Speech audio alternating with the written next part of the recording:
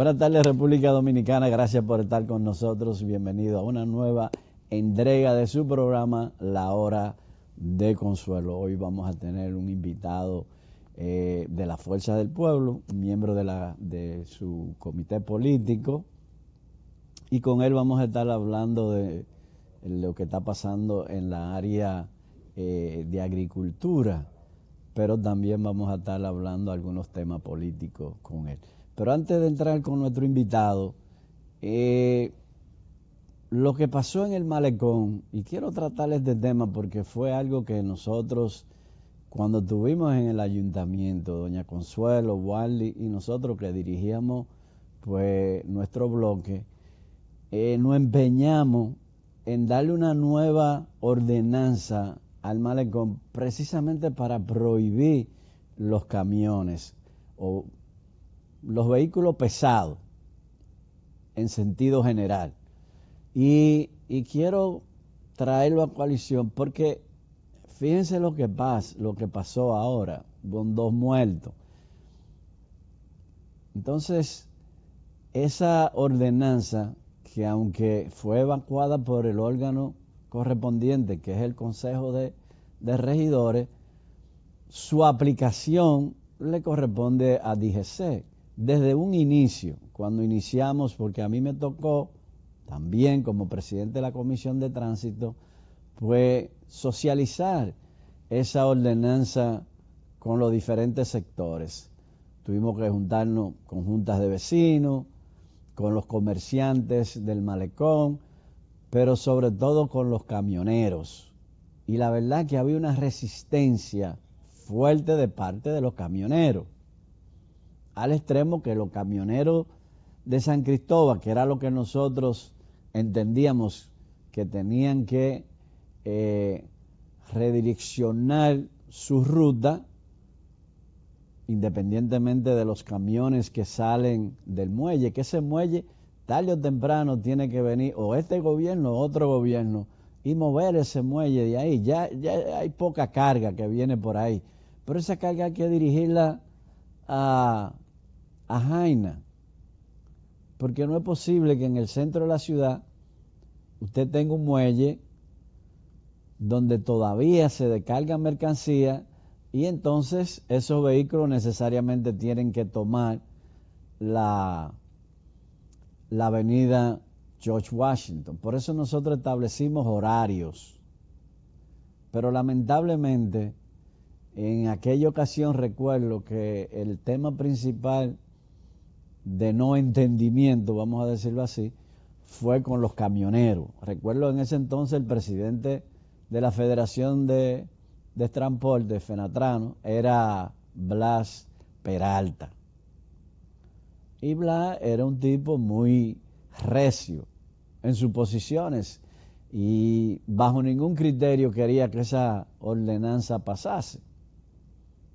Pero mucha discusión con él, llegamos nosotros a la conclusión de que independientemente del sentir de algunos de la asociación, no podíamos complacer a todo el mundo. Y lo importante era precisamente sacar los vehículos pesados del malecón. ¿Por qué? Porque el malecón es parte de una ruta turística que viene desde Punta Cana. Pero, vuelvo y repito, su aplicación no descansa en el ayuntamiento, sino que en DGC es la que está obligada a prohibir estos camiones, al menos que esos camiones no tuviesen un permiso de la Dirección de Tránsito del Distrito Nacional, del ayuntamiento. Porque hay camiones que necesariamente tienen que entrar a la área para descargar. Por eso se le daba un permiso. Y recuerdo que el acuerdo que se llegó con los camioneros es darle un permiso a aquellos que iban a buscar carga en el muelle de Santo Domingo. Y eso nos costó mucho sacrificio en términos de horas de trabajo. Sin embargo, con el tiempo, los resultados están ahí. DGC nunca ha hecho el trabajo que tenía que hacer. Cuando pasan incidentes como este, usted lo ve, que entonces toman todas las esquinas y todos los camiones que entran entonces lo paran a ver si tiene permiso o no tiene permiso. Pero inmediatamente se enfría el tema, pues ellos abandonan el malecón. Y el malecón, después de las construcciones que se hicieron ahora con el malecón deportivo, pues con mucho más razón hay que prohibir la circulación de los camiones. Y recuerdo que cuando llegó Ricardo de los Santos a dirigir Fenatran, que nos sentamos con él en esa mesa de discusión, claro, Ricardo era un tipo pero mucho más consciente, y lo que nos pidió fue que esperáramos a que por lo menos la circunvalación abriese para prohibirlo totalmente, porque lo que adoptamos como resolución fue que los camiones que venían del sur podían llegar hasta la Lincoln, pero en la Lincoln tenían que tomar, girar a la izquierda, y si iban a cruzar para Santo Domingo Este, entonces podían coger la Independencia o podían seguir hasta la 27. Y se acordó eso hasta que la circunvalación fuese inaugurada. Bueno, la circunvalación ya tiene muchos años inaugurada.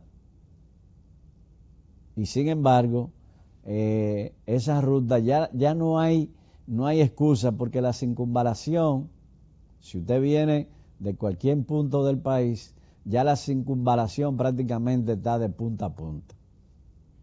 Así que usted puede salir de Jaina, de San Cristóbal, y si usted va para el este, usted sale perfectamente ya a las Américas. A cualquier parte que usted vaya. Y si usted viene del este y va para el sur, pues también la circunvalación lo tira para el sur. Y si va para el norte, también lo tira para el norte. Es decir, que ya los camioneros no tienen excusa para entrar en una área tan sensible como es el malecón. Entonces, mi pedido desde aquí, para que esto no siga sucediendo, no es que un accidente no puede suceder, pero yo recuerdo que cuando nosotros abandonamos en el 20 el ayuntamiento del distrito, nosotros dejamos en carpeta ahí lo que era un reglamento para las cargas pesadas, porque en todas las ciudades del mundo las cargas son reguladas. Usted no puede entrar con un camión a la calle que usted quiere entrar. Para eso se regula y se hacen rutas.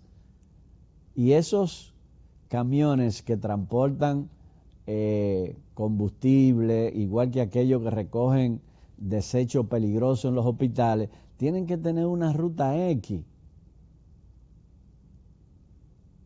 Y no entrar como hacen algunos camioneros o algunos que tienen ruta de guagua, que para cortar tiempo entran por los residenciales. Y esos vehículos, la calle no están hecha para esos vehículos. Por eso, ojalá, ahora que sucedió esto, pues el ayuntamiento retome ese reglamento, que es una especie de ordenanza. Cuando se vaya a ejecutar en el consejo, se le vaya a presentar una ordenanza que ordene cuáles son las calles que puede utilizar los vehículos pesados y cuáles calles no debe entrar un vehículo pesado. Ojalá se haga esto. Por otro lado, hoy el Ministerio Público pide para el juicio o los enjuiciados en Senasa, está pidiendo 4 meses más. Yo la verdad es que uno no quiere involucrarse en temas judiciales y más temas tan sensibles, como estos temas de corrupción. Pero la verdad es que el Ministerio Público sufre, no desde ahora, de hace mucho sufre de siempre pedir extensión de plazo y plazo. Yo no entiendo por qué toma tanto tiempo, porque aquí lo que queremos es armar un expediente que tiene tantos papeles que finalmente es casi imposible leerlo. Yo no entiendo por qué el Ministerio Público no se concentra en simplemente presentar los cargos sustentados en las leyes que violaron. Yo no soy abogado, pero el sentido común me dice que no puede durar un año y medio armando un expediente, porque en Estados Unidos te lo arman en 2 meses, te lo arman en 1 mes, pero van al grano, no dan vuelta.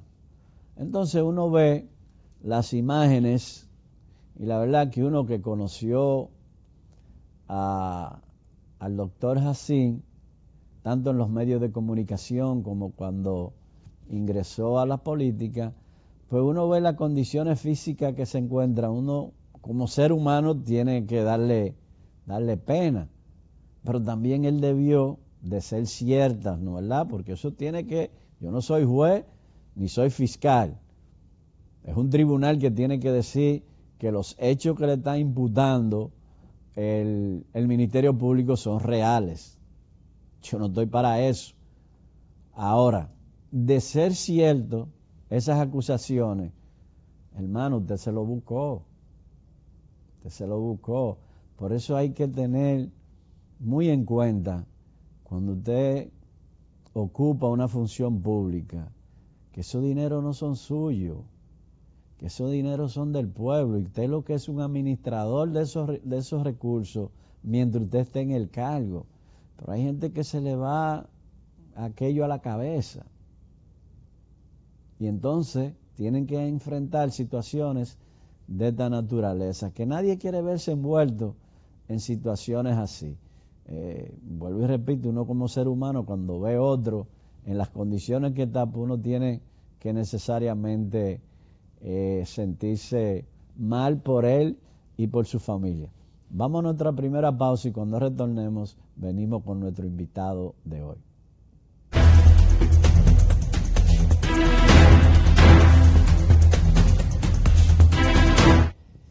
Gracias por continuar con nosotros. Bueno, como decíamos antes de la pausa, tenemos con nosotros un miembro del comité político de la Fuerza del Pueblo, quien dirige el sector, tú diriges el sector agropecuario. Desarrollo rural. El desarrollo que incluye todo. Sí, sí. Vamos a hablarle un poquito del tema vamos a decir lo que está pasando en el campo, porque el gobierno anunció los otros días que, bueno, la FAO, a mí me gustaría saber tu opinión y yo sé que la gente también, desde el punto de vista de la Fuerza del Pueblo, ¿qué significa para el país? Pues romper el umbral de 2.5, que yo siempre he sustentado que aunque se logró en este gobierno, es una política que viene de otros gobiernos también, que hicieron sus aportes para que hoy pudiesen, porque tampoco, yo en política nunca quiero ser mezquino, de que no reconocer lo que el otro ha hecho, no.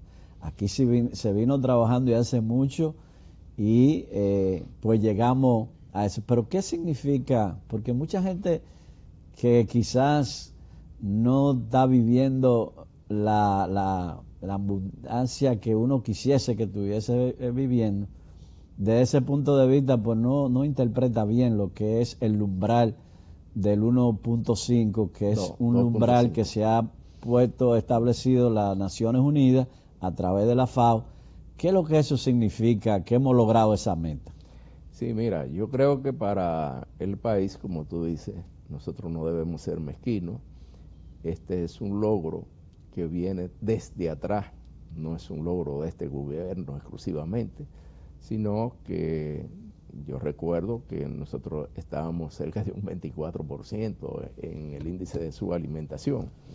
Y entonces hemos venido bajando. Este gobierno lo recibió prácticamente en cerca de 8.7 y ha continuado reduciéndose. Y esa es una buena señal que no debemos nosotros mirarla sin que podamos aplaudir de que esto se haya conseguido. Ahora, ¿qué significa eso?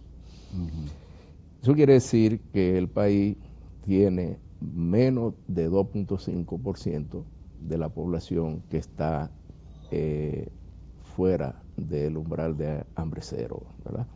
Y que la subalimentación nosotros hemos logrado avanzar hasta ese parámetro. Pero sencillamente nosotros debemos decir que realmente nosotros continuamos padeciendo problemas de hambre en la República Dominicana, y eso lo quiere decir ese índice. Por lo menos yo lo que, para ver si yo estoy en lo correcto o no, pues no soy agrónomo, pero eso significa que aquí menos de un 2.5% de la población por lo menos come una vez al día. Eso quiere decir. Pero no quiere decir que es hambre cero, ¿no? Tenemos una población que pasa hambre. Y eso lo podemos mirar de la siguiente manera con algunos indicadores. Por ejemplo, la canasta básica familiar, si tú la tomas el mismo 2020, antes de la pandemia, nosotros teníamos una canasta que rondaba 21,000 pesos. Bueno, pues hoy día esa misma canasta básica familiar cuesta cerca de 29,000 pesos, alrededor de los 29,000 pesos. Yo creía que estaba más alto. Si tú miras que ese es el primer quintil, ¿qué quiere decir? Que son las familias que trabajan para comer, son los de menos ingresos, de 5 quintiles que tenemos, que divide el Banco Central, pues indiscutiblemente que esos son los que trabajan para comer.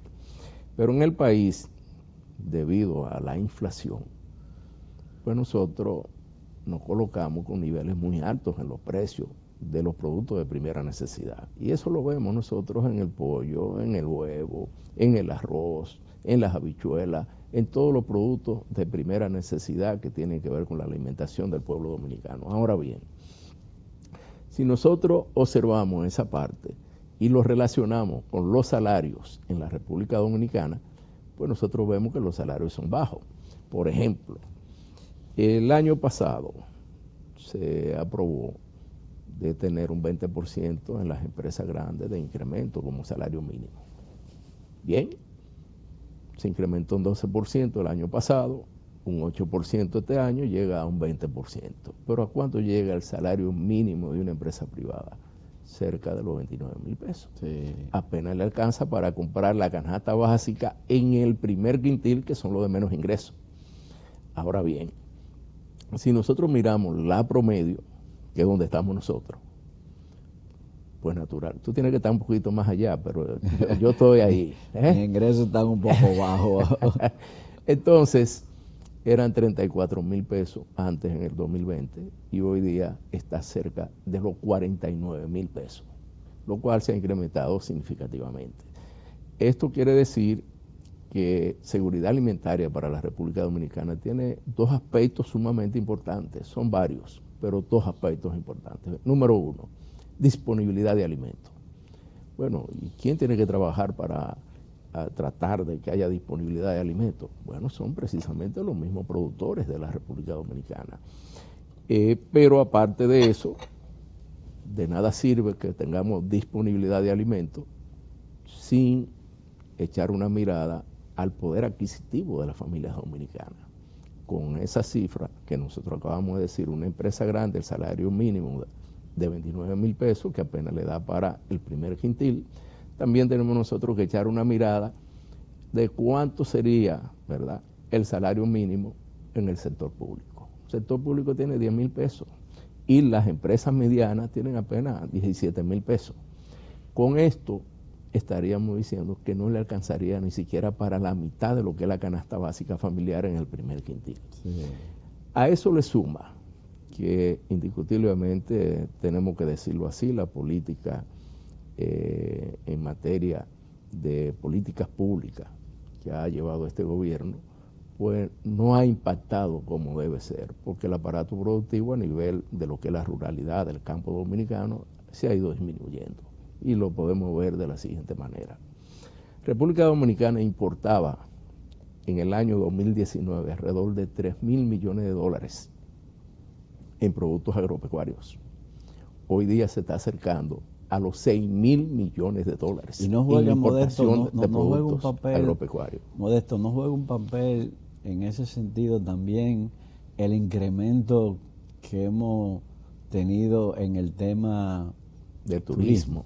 Porque en el 19 eran 7 millones y tanto, y estamos llegando casi a los 12 millones. Es decir, ha habido un incremento de visitantes prácticamente el doble de lo que teníamos en el 19. ¿Eso no juega un papel en el consumo? Sí, yo lo que diría que es una oportunidad para que los productores dominicanos puedan seguir produciendo con mayor cantidad y con mayores beneficios.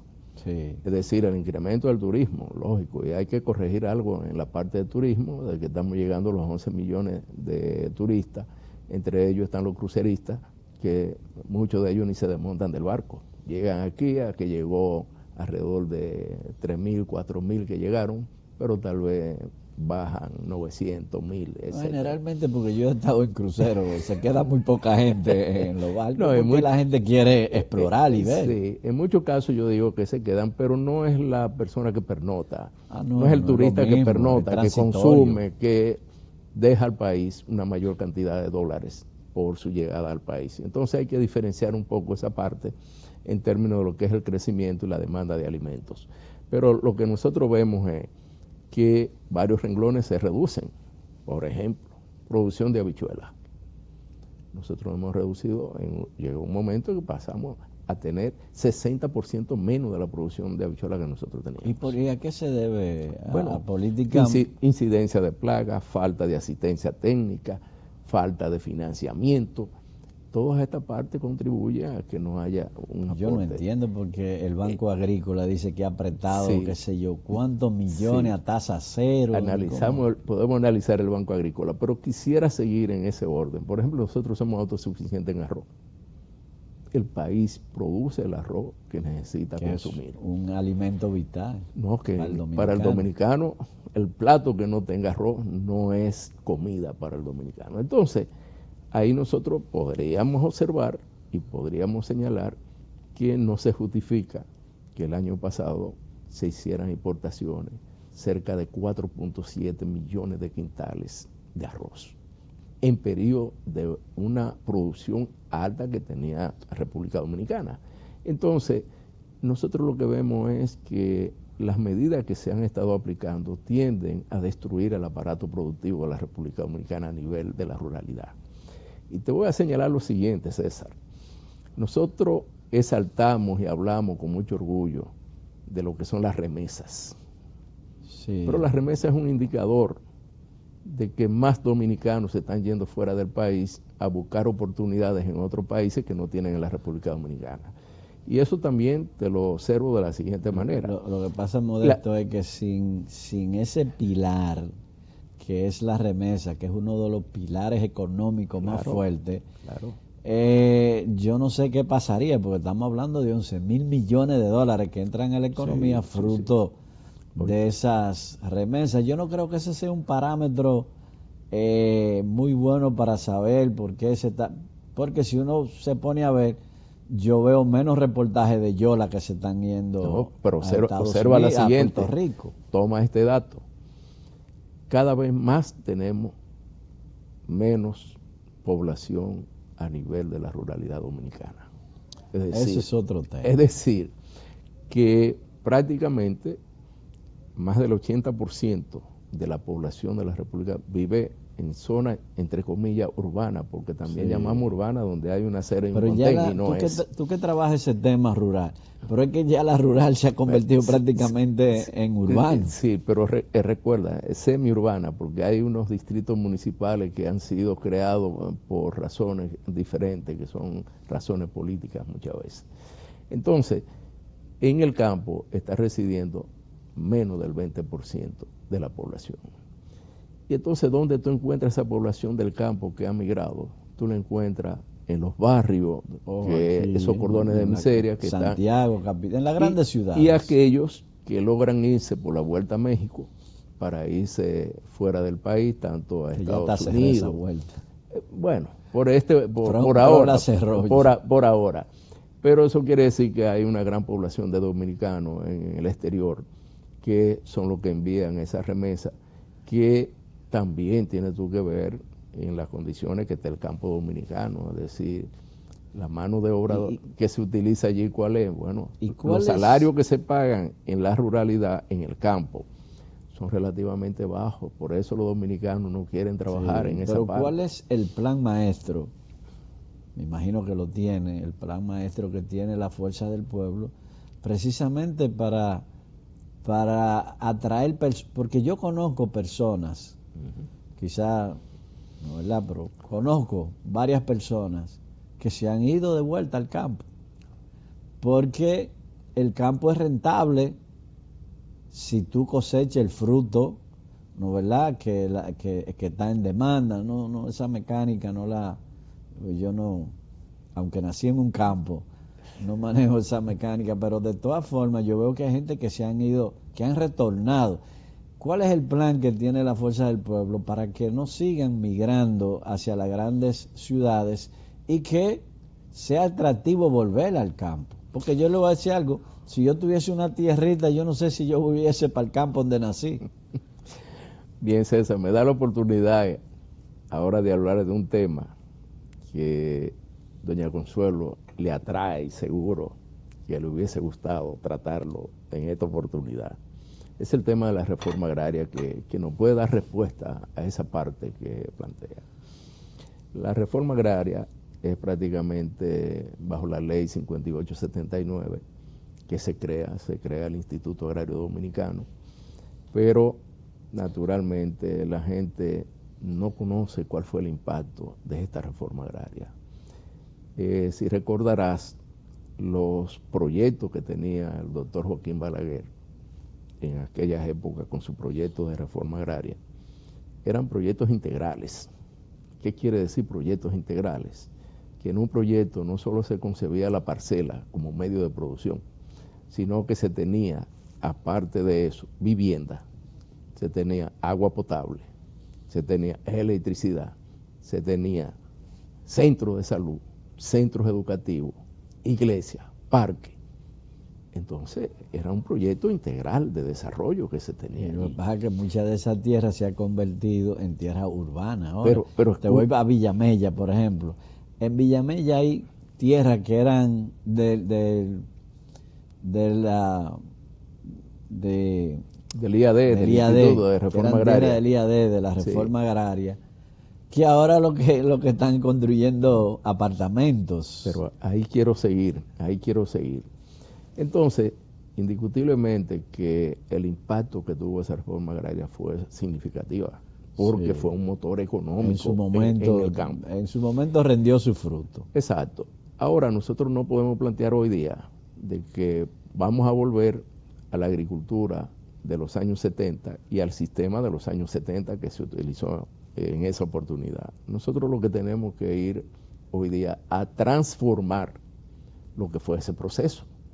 Es decir, ese proceso consistía en entregar tierra, pero también consistía en apoyo de técnico, consistía en el financiamiento, pero llegó un momento en que solamente se le dejó la parcela al productor y el productor muchas veces lo que terminó traspasando el derecho, y en aquellos casos de los pocos que se tenía, si había título, pues el productor, al no tener financiamiento, al no tener asistencia técnica, al no tener mercado, entonces se veía en la necesidad. ¿Qué está pasando hoy día?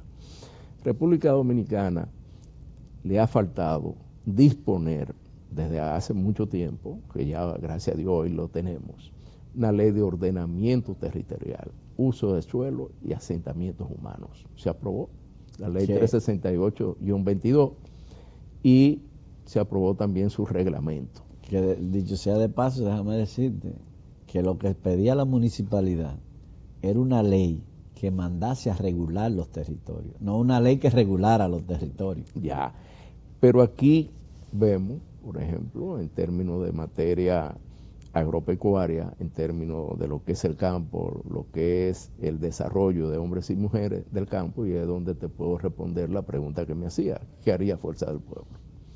Bueno, una etapa cumplida. Fuerza del Pueblo entiende que debemos venir con una visión del siglo XXI. Sí. Es natural. Entonces, el Instituto Agrario Dominicano, en vez de fusionarlo con el Ministerio de Agricultura, como hizo el gobierno, como hizo el doctor Luis Abinader, Todavía presidente no de la creo, República. todavía no Sí, da. sí. Ya. Óyeme en qué ha consistido la fusión. Por ley, tenemos la ley 5879, que es la que regula la reforma agraria en la República Dominicana y sus instituciones, que es el Instituto Agrario Dominicano. Entonces, ¿qué hizo el gobierno? Primero, genera el decreto 115-25, que habla de la disolución del Instituto Agrario Dominicano. Por decreto no se puede eliminar esa entidad. Después, visto el error, entonces saca otro decreto, un segundo decreto, que es el 209-25, donde sustituye la palabra disolución por fusión. Entonces, ¿qué hace? Traslada una serie de departamentos al Ministerio de Agricultura. Un graso error, porque el Ministerio de Agricultura no puede cumplir la función que hace el Instituto Agrario Dominicano, vista la función que debe cumplir. Y eso te lo digo ¿por qué? Porque el Ministerio de Agricultura tiene aproximadamente, 3, 4 proyectos del Instituto Agrario Dominicano que lo ha administrado y ha sido un fracaso.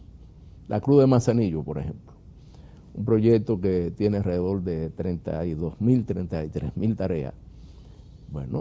2019, 2020, esto producía alrededor de 28 millones de pesos producido en el proyecto.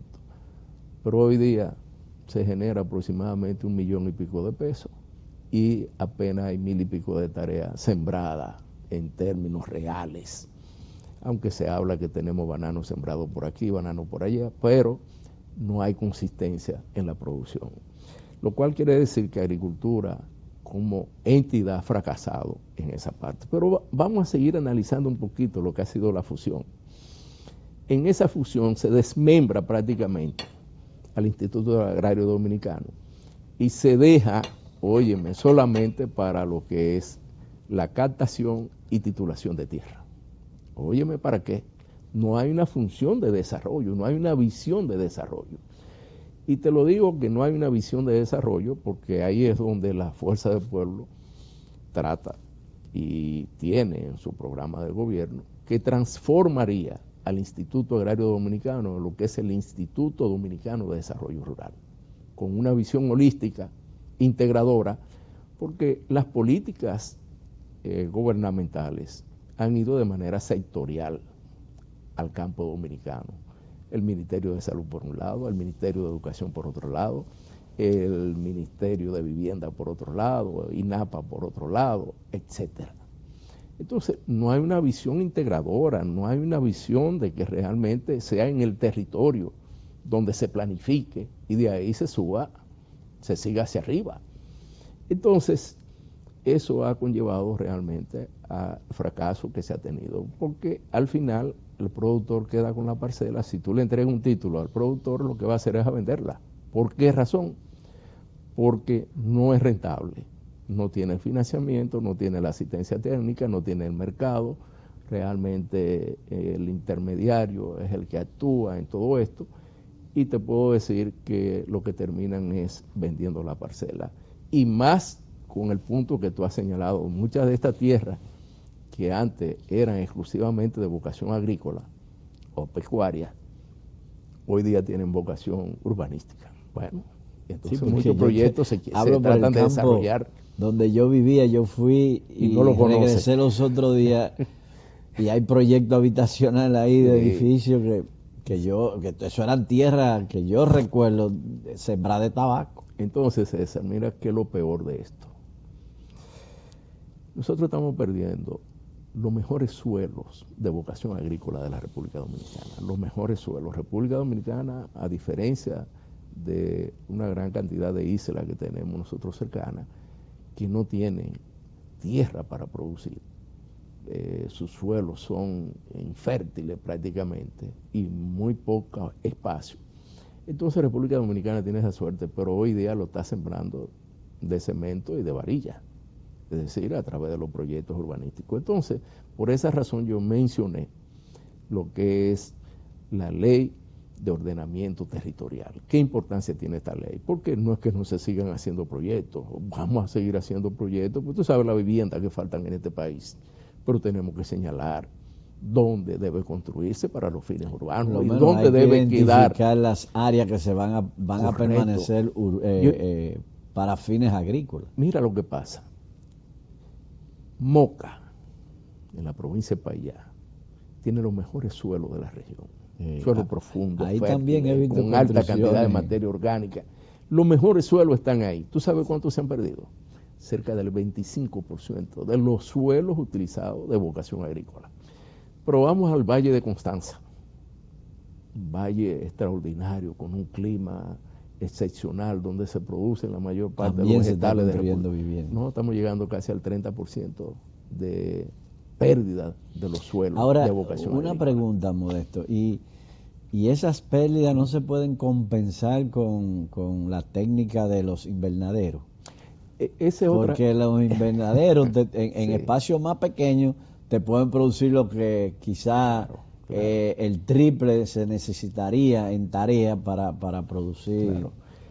Pero como te decía, en Fuerza del Pueblo nosotros preservaríamos, ¿verdad?, los suelos de vocación, fomentaríamos la vivienda, el desarrollo urbanístico, todo esto, pero con el ordenamiento territorial, que sería de extraordinaria importancia, respetando el medio ambiente, la zona que nosotros necesitamos como la gran casa, que es el ambiente para nosotros, lo que nos da el agua, lo que nos da oxígeno, el aire. Eso nosotros tenemos que preservarlo, porque las nuevas generaciones deben contar con un ambiente, con una casa como la que nosotros tuvimos, o mejor todavía. Ahora bien, si miráramos nosotros en términos de lo que es el desarrollo rural de la República Dominicana, el desarrollo rural nosotros ni siquiera tenemos una concesión, por ejemplo, a nivel territorial. Los territorios no existen como tal en la República Dominicana. Nosotros tenemos provincias, tenemos municipios, tenemos distritos municipales, pero no se han creado en función de que son territorios con criterios, ¿verdad? No, porque se supone que los ayuntamientos son los que deben de regular el territorio. Los ayuntamientos, ¿qué hacen? No lo hacen. ¿Qué hacen los ayuntamientos? Se centran en la basura. Sí, no lo hacen. Ni siquiera el distrito tiene completo. Así es. El distrito completo mediante ordenanza de ordenamiento territorial. En la parte municipal tú tienes una experiencia extraordinaria, que yo lo sé. Ahora bien, eso te da a ti una indicación de que realmente el ayuntamiento no es que va a resolver el problema territorial. No. Mira, ojalá, aunque la ley, yo me opuse a la ley de entrada, aunque fue mi gobierno, yo me opuse a la ley, porque yo entendía que eso era una facultad de los ayuntamientos. Y en el 10... Es mejor que nada, César. La constitución, que fue vamos a decir, un muchacho que creó Leonel Fernández, la constitución del 10. Es la mejor hasta ahora, ¿verdad? Manda en su artículo 204 a que a partir de la promulgación de esa ley, el gobierno central le va a ir pasando funciones a los gobiernos locales. Pero eso se ha distorsionado con el tiempo. Entonces, si ordenar el territorio, que es algo de los ayuntamientos, tú lo pasas al gobierno central, tú lo que estás quitándole funciones. Mira, hay una parte, yo te decía que no entender el territorio es la principal debilidad que tenemos nosotros como país. Sí. Y te lo voy a decir, yo soy de formación, yo soy ingeniero agrónomo, y esa visión sobre la agricultura, cada vez que nosotros mencionamos el campo, nosotros pensamos que es agricultura, pero en el campo hay más, son seres vivos que viven allí, hombres y mujeres que requieren educación, que requieren conectividad, que requieren salud. en fin, todo lo que requiere una persona en la parte urbana debería tenerla en la parte rural. Acceso a los servicios. Acceso a los servicios. ¿Cómo es posible que la conectividad esté tan restringida todavía en muchos campos de la República Dominicana? Eso quiere decir que acceso a la información no se tiene. Entonces necesitamos mejorar yo toda diría esta que parte. eso es poco, porque yo he caminado este país donde quiera, porque a mí me fascinan los campos y las montañas, y donde quiera que yo llego siempre tengo señal. No, César, no donde quiera que tú llegues, no. Eso, bueno, a los sitios que yo he ido. A los que tú has ido. Siempre realmente nos falta conectividad, nos falta más infraestructura. Mira, yo te voy a señalar, en términos de lo que es la cultura de República Dominicana, mucha se generó en el campo. Sí. Entonces, donde nace el merengue típico, nace en el campo. Y te puedo decir, la bachata, bueno, su origen prácticamente viene del campo, la música de guardia que se decía. Entonces, yo creo que nosotros tenemos una riqueza cultural en el campo y tenemos que tener una visión totalmente diferente. De manera que como fuerza del pueblo nosotros estamos claros qué haríamos con la ruralidad dominicana, qué haríamos con el campo dominicano, y naturalmente iríamos en materia de agricultura como componente de lo que es el territorio, no es el único componente, iríamos a una agricultura del siglo XXI, moderna, que tenga naturalmente aspectos tan importantes como el uso de tecnologías que como las hay hoy día disponibles y que no se están utilizando. Lamentablemente nosotros estamos desarrollando una agricultura que todavía tiene mucho de los años 70. Ojalá la gente siga con la idea de regresar al campo, como yo he escuchado en las redes y en los amigos que uno tiene. Y regresaron en la pandemia, César. Y qué bueno. Bueno, gracias Modesto Reyes, pues, encargado de la parte de la planificación rural del Partido Fuerza del Pueblo y miembro de su comité central. Dirección política. De la dirección política de la Fuerza del Pueblo. Y a ustedes solamente nos resta darle las gracias por haber estado con nosotros durante toda esta hora. Invitarle a que siga con la programación del canal, y mañana nueva vez nos vemos a partir de la 1 en su programa La Hora de Consuelo. Buen provecho.